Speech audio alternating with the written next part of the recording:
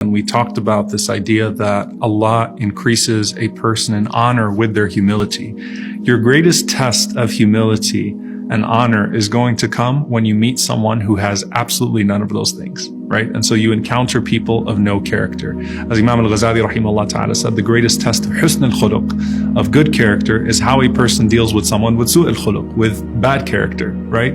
That's where the flaws of the tongue come out. That's where the flaws of character, the flaws of the heart, arrogance, pride, so many of those things manifest in how you're going to deal with someone. You get to work, you meet someone that's being a jerk to you, or you're on social media and you see someone that's saying certain things to you. Think about this incident that took place with the Prophet ﷺ and Abu Bakr radiallahu ta'ala anhu. The Prophet ﷺ was sitting with Abu Bakr radiallahu anhu, and a man started to insult the Prophet ﷺ and insult Abu Bakr.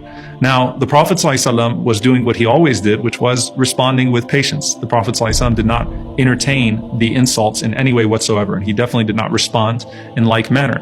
Abu Bakr radiallahu anhu, who loved the Prophet ﷺ more than he loved himself, is witnessing those insults, and finally he can't hold himself and he responds. As soon as he responds, the Prophet ﷺ gets up and he leaves. Now Abu Bakr, seeing the Prophet ﷺ get up and leave, is afraid that he may have offended the Prophet ﷺ, or that the Prophet was upset with him.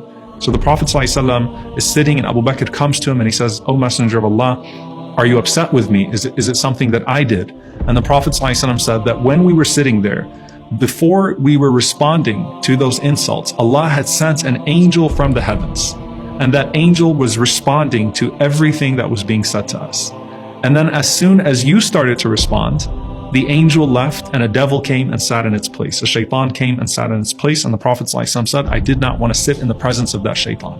SubhanAllah, think about that. An angel, a specific angel, was sent down to respond.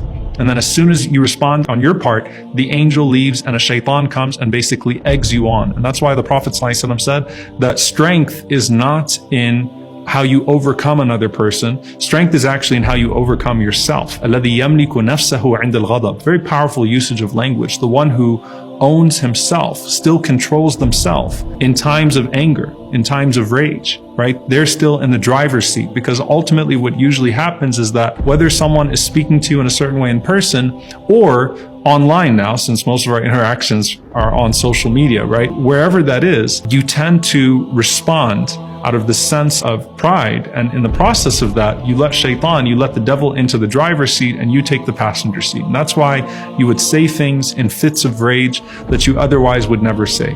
And so controlling yourself by yielding to the angel to respond on your behalf is what the Prophet ﷺ is teaching us with this.